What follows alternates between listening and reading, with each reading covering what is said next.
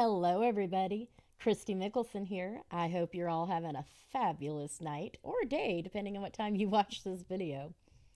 So, lately, I've had a lot of people asking me, how in the world did I go from being a state preschool teacher to an author? So, I thought I would take the time tonight to not only introduce myself to everybody a little bit better, but tell you how I started my journey as an author. Let me get started. So, my name is Christy Mickelson. I tend to write romance books. But in my romance books, I write about causes that are super important to me, such as cancer awareness, autism awareness, and lupus awareness. You see, my father had cancer and he passed away in 2011 from kidney cancer. So, kidney cancer is a cause that's very close to me and very important for me. I feel like I need to get out and tell more people about kidney cancer because you don't really hear too much about kidney cancer. You do hear about all other types of cancer, but hardly ever do you hear anything about kidney cancer. So I tend to write about kidney cancer. Uh, my children have autism. Both children are on the spectrum. My son is high functioning, and my daughter is moderate severe, which means she has just a tad bit more troubles in the daily life. I myself am a lupus patient. I have lupus, fibromyalgia, and Hashimoto's thyroiditis. So, altogether, those are all very important causes that are very important to me. So, I want to make sure that I spread awareness. So, when I'm writing those romance books, not only am I giving you love and romance and uh, let's face it, everybody likes sex, hot sex. I'm giving you characters that have storylines that are very relatable to people in everyday life that deal with situations such as cancer, lupus, autism, suicides, alcohol and drug addiction. I am trying to touch bases with a lot of things that are close to home to me or to someone that I love. So, that's a little bit about who I am with my books, but let me tell you a little more about me as a person. My full name is Christy Lynn Mickelson. I was born and raised in California, Riverside, California to be exact. I eventually moved to the high desert of California, and then I moved to Amarillo, Texas, and you know what? I love it. Amarillo has been a wonderful, wonderful experience for me, and I'm so glad we moved out here. In my spare time, not only do I love to write, but I love to sing. Now, can I sing good? No, but I still love to sing. And on occasion, I love to dance, especially when I'm cooking dinners. I love to rock out in my kitchen, throw on some Def Leppard or Metallica or Motley Crue, and I just blast that and dance away into my kitchen and have a little fun while I'm cooking. So that's a little bit more about who I am, too. I also love, I can't say love. Let me take that word back. I enjoy crocheting on occasion. Now, can I do that good? Not really. I'm still learning, but I'm finding it to be very, very, very relaxful. So, or relaxing, excuse me. So, let me continue on here. Not only am I a mother, I'm an advocate, I'm a writer, I occasionally crochet and I attempt to sing. And yes, I do not sing well, but I still attempt to sing. So it's fun for me. Now, a lot of people have been asking me, how did I go from being a state preschool teacher to an author? It's such a huge jump in careers. So let me explain a little bit how I started my journey as an author. Back in 2004, not only did I start teaching at the state preschool, and for anybody that don't know, state preschool is basically for 4 and 5 year olds that aren't quite ready for kindergarten, but aren't at toddler level type preschools either. It is a more, I want to say it runs kind of like kindergarten in a way, but also it helps people that can't afford actual preschools. It's state funded. So that's what a state preschool is. And I enjoyed my time as a state preschool teacher, and I'm pretty sure my students loved it too. I created a character called the Crazy Hat Lady Children's Entertainer. It was actually back then the children's silly preschool teacher. I would wear crazy hats and do my makeup and wear funky socks and teach children that education doesn't have to be boring. Education can be really, really fun. And so I would come up with crazy outfits and crazy hats and dance to some crazy songs. And everybody that's ex student of mine, I'm sure you all remember doing the move it. I like to move it, or the Mac Chicken dance with Miss K. So I feel I did a really good job as a state preschool teacher. My students still remember a lot of the things that I did with them, and it's been years ago. In fact, most of my students are either graduated or are getting ready to graduate. So for them to still remember me to this day, absolutely wonderful feeling, and I love each and every one of them. Now, not only did I become a state preschool teacher in 2004, my father was diagnosed with cancer, kidney cancer, in 2004. And I ended up moving my family back home to my parents' house so that I can help take care of my dad. And I can help around the house and do things to take the load off my mom a little bit, because chemotherapy treatments for my dad and everything, it got hard. So I moved my family home, but at the same time, it was a very lonely life, for the plain simple fact my husband is a truck driver and he wasn't home a lot. And a lot of my friends didn't really come around. I had one good friend, Michelle. She came around a lot, and she helped me out quite a bit. But I was very, very alone because the friends wouldn't come over a lot. They didn't want to disturb my dad. And quite frankly, there's a lot of people that don't understand autism. And both of my kids had autism, so they didn't know how to act around the kids. And they didn't know how to act around my dad because he had the cancer. So it was a very, very lonely time for me. And what I ended up doing was I would write journals at nighttime when the kids were in bed and dad was sleeping and mom was sleeping. I would write journals just to get my emotions out and my feelings out. Because again, I was very, very alone. But one night, my son came in and he saw me writing in my journal, and he looked at me and he said, "Mom, you've always dreamed of becoming a writer. Why don't you just try this professionally?" And I looked at him and I was like, "No, I'm not very good at that kind of thing. I don't know how to do it. No, I'm just going to write journals." And he looked at me and he said, "Mom, if you can give up on your dreams, I guess it's okay for me to give up on mine." Well, that got me upset a little bit. I was like, "No, no, no, no. You're not going to pull that on me. You will not give up on your dreams." So, to prove a point to my children, I went ahead and took one of those journals and turned it into a story called 9 Months to Autism. Now, I knew nothing, absolutely nothing about writing a book. I'd written for a few guest blogs for a couple of my friends, but I never dreamed of trying to write a book. But I took one of those journals and I made it into a little novella, which is a short story, called 9 Months to Autism, and it was about my children and their diagnosis and some of the troubles that we faced during diagnosis. And I checked out publishing houses, but it wasn't my thing. I wanted to have control over my story because that story was very personal to me. It's about my children and about my life, and yes, I even brought in my dad's cancer into that book.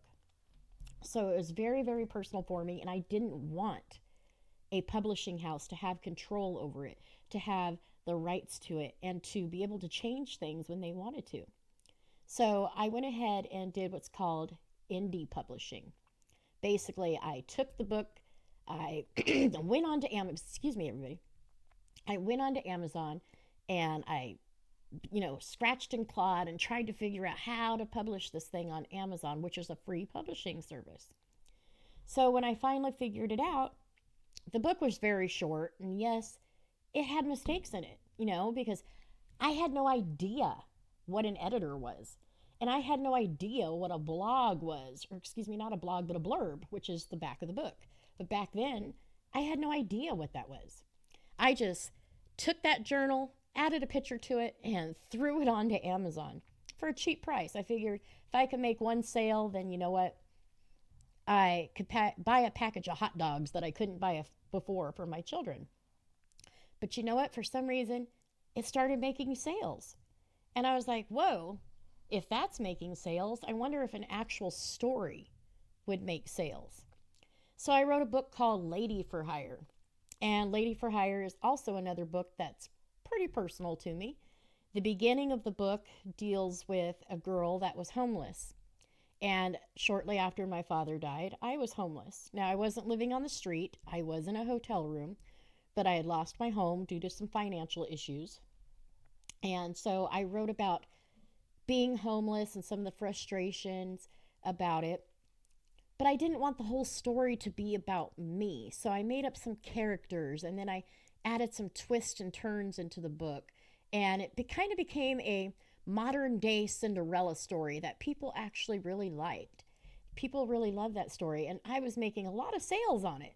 And I was like, wow, okay, if me not having an editor and me not knowing anything about the publishing business can make some sales, maybe the next book would sell a little bit. Well, on the next book, I actually got an editor and I got a person to design my covers for me. And I started researching how in the world do you get publicity for yourself as an author? How do you become an author? Like I researched everything possible that my mind could think of. How to get publicity, how to start an author platform, how to uh, market yourself as an author. So after doing all these research and putting these books up onto Amazon, I was like, okay, now what do I do? So one of the very first important steps that I found out was even before you get publicity is you need to build an author platform. So not knowing again what that was, I started researching how to build an author platform. And I slowly worked at it. I kind of made a rookie mistake, but it's actually worked out for the best for me. They tell you to join different websites such as Facebook, Twitter, TikTok, all that. They tell you to start with two. I went overboard. I went to every website. I have an Instagram, a TikTok, a Facebook, a Twitter. I have all the social networks, and I budget my time for each website every day. They tell you not to do that so you don't overload yourself, but knowing me, I went overboard and I did it anyway. And it's helped. It's really helped. So that was one of the first steps I had to do was to build an online presence. That's part of your platform. People may be asking themselves right now, what in the world is a platform? Girls, speak in terms that we understand. I'm sorry, everybody. An author platform is basically the steps and the foundation of how your business is going to grow, how your, like I said, your business, your brand, that's it, how your brand is going to grow. An author platform consists of social media. You have to have an online presence. You also need to get out into the community and promote yourself. You need to have newsletters and a website and a blog, and so many things go into building your author platform. But besides all that, you kind of need to have a tagline and you need to have a purpose. So I was sitting there thinking, okay, what in the world is going to be my tagline? I was like, what can I say? So I got to thinking about my books and I'm like, I write romance. So how about Christy Mickelson creating romance with a splash of sex? Because not all my books are really highly sexual. Some of them just have a little bit of sex in it. And so I wanted to convey that they're not always highly sexual. So I put Christy Mickelson creating romance with a splash of sex. And that has become such a wonderful tagline. So many people remember that. And a lot of people comment on that. So, number one, to my platform, I had my tagline down. People were liking it. Number two, I started creating a mission. Like, why did I want to be a writer? I had to know my why. Why is it that I'm going to become a writer? Well, for me, writing was a way of not only expressing emotions that are sometimes hard for me to speak, such as love and lust and hate and sorrow and joy and grief. It's also a way for me to escape my everyday stressors. It's very stressful to live a life when you have two children with the autism spectrum. It's very stressful. I love those kids very, very much, but doesn't mean that I don't have stress. So writing for me had a purpose. It was to escape my stressors, but to also be able to tell my story and to also advocate for things that are important to me, such as cancer awareness, autism awareness, lupus awareness, anything that I felt was important. I wanted to make sure that I could put into my books. My third book, A Christmas to Remember, actually dealt with cancer awareness, both kidney cancer and breast cancer. But it also dealt with the real life emotions that my mother faced when my father died of cancer. So in my books, I'm able to create feelings that people would feel on an everyday basis, as well as get my own feelings out. So I use that as my mission. My mission is to create ret- in to advocate to advocate for things that people don't usually talk about, or to advocate for cancer awareness, lupus awareness, autism awareness, and also just to be able to express my opinions and my feelings, things that are hard for me to talk about. If you haven't been able to tell through this little video, I get tongue tied a lot. So, writing has really helped me as a person to be able to get my feelings out there. And it helped me create my mission. My mission in life is to make a difference to other people, making a difference by showing awareness to things, making a difference to people by allowing them to see that I understand their problems. I may not have gone through their problems, but I sure have gone through a lot. So I'm able to write about that. And because I'm able to write about that and people are able to read about that, they feel like they're not alone. So that is my mission. I came up with my mission statement. The next step, I had my online presence, I had my mission statement, I had my tagline. The next step was, oh my goodness, how do I market these things? So I started researching marketing. And a lot of people, especially new authors, tend to make the mistake of pushing their book. Push the book. Buy my book, buy my book, buy my book. And I learned, and I tried that too at first, and it's not the way to go. You want to promote yourself as a person. You want to promote yourself as an author. You want people to connect with you so that they'll want to buy your books. People want to know who you are. People want to feel like they are close to you. So instead of pushing my books all the time and pushing my links up on social media, I tend to say things that people could get to know me a little bit better. So on social media, such as Twitter, I have Fun Fact Friday where I tell fun facts about myself. Or I have polls that ask different questions. Or I have my random thoughts or my fabulous, I wouldn't say fabulous, my wonderful people that I follow, so that people get to know who I am, who I tend to bring into my circle. I talk a lot about my children in different apps.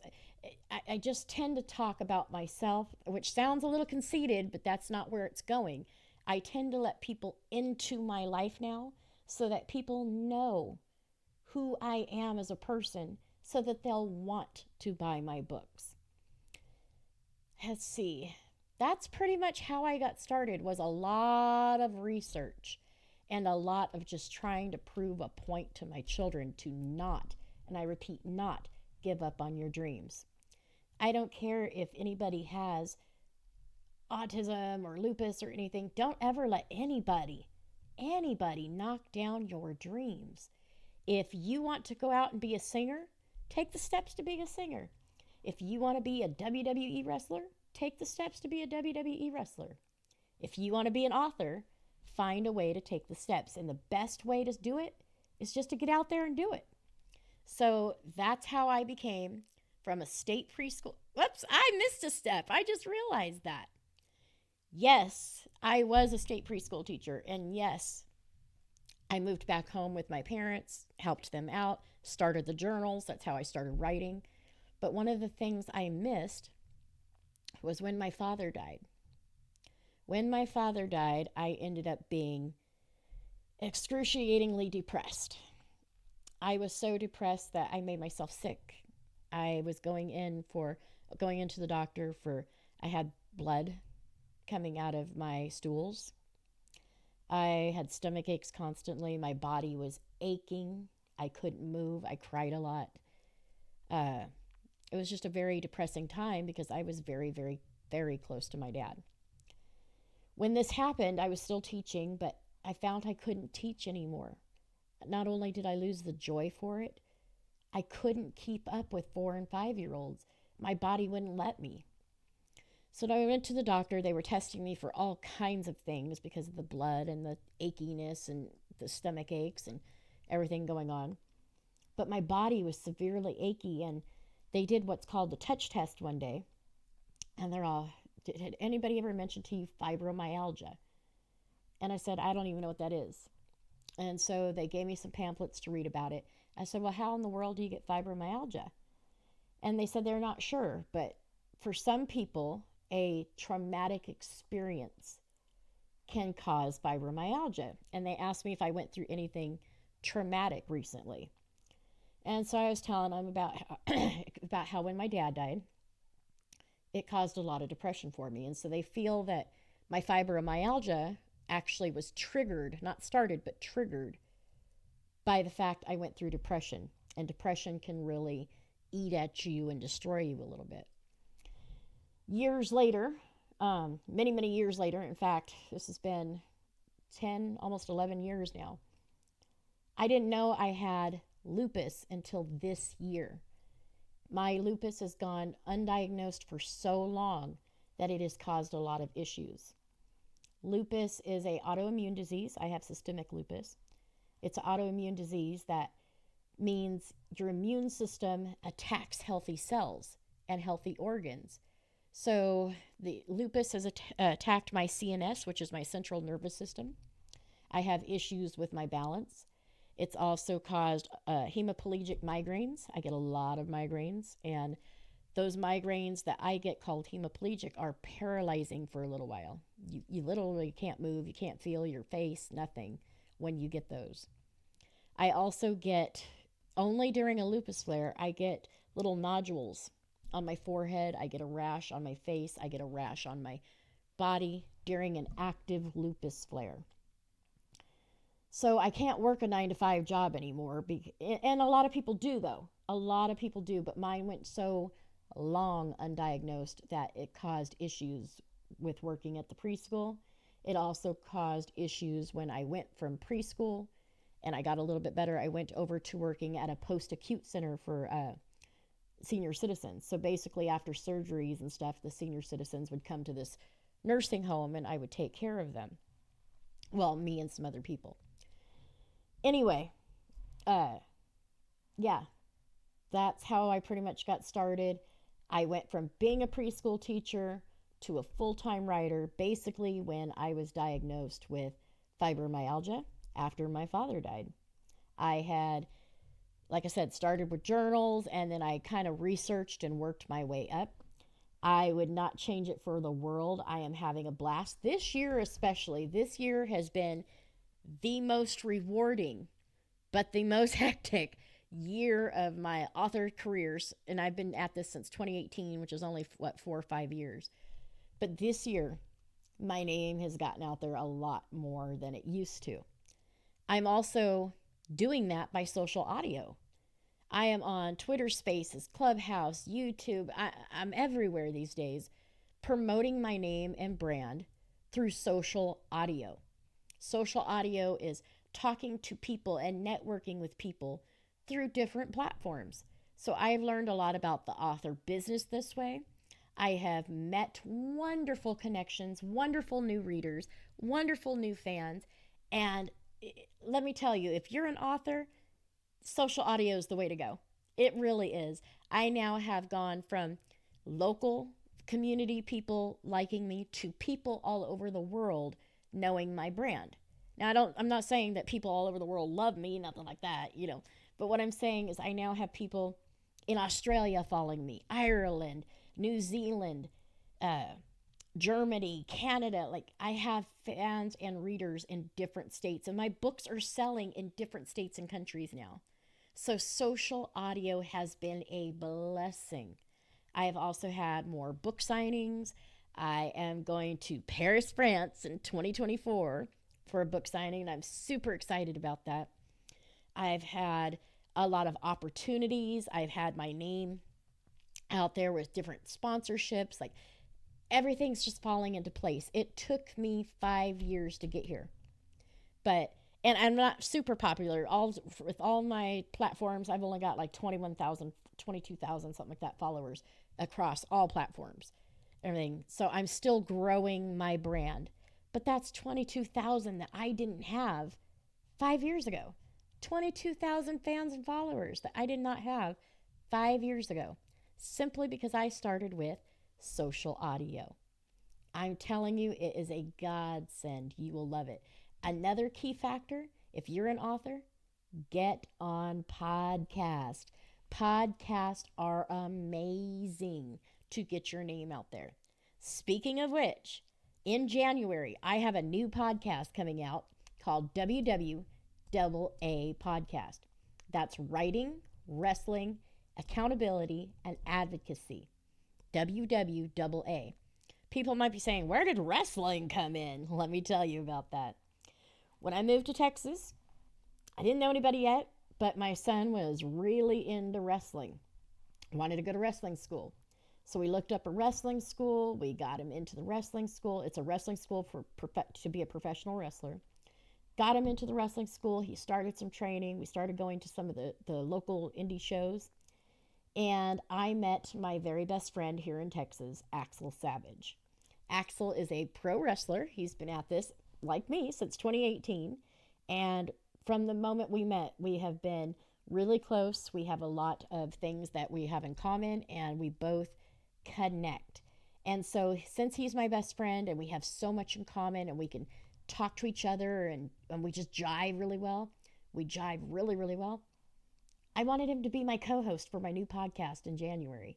So we got to thinking, I'm a writer and he's a wrestler, and we both are very big advocates for mental health and suicide and drug addiction and all these things. We wanted to call our podcast WWAA Podcast. That's writing, wrestling, advocacy, and accountability.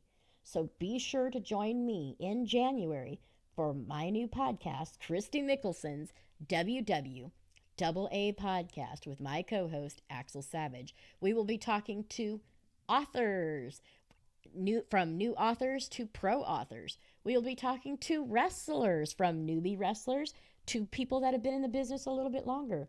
We will actually be talking to people too that deal with advocacy, such as cancer, alcohol and drug addiction, suicide prevention, domestic violence. We are going to touch on a lot of subjects, a lot of things.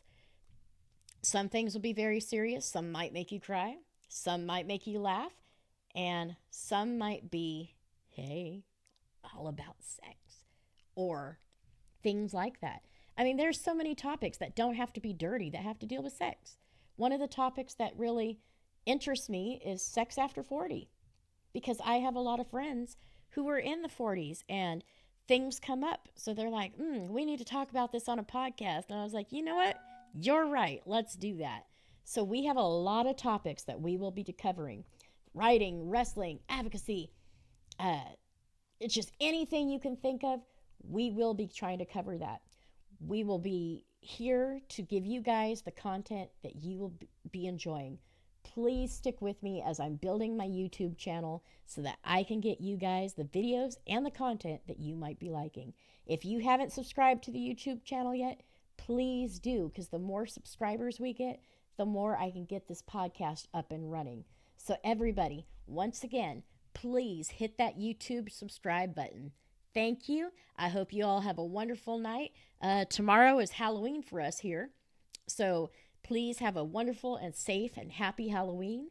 And I'll be seeing you guys soon, because I'll be putting out a brand new video soon. Thank you and have a great day.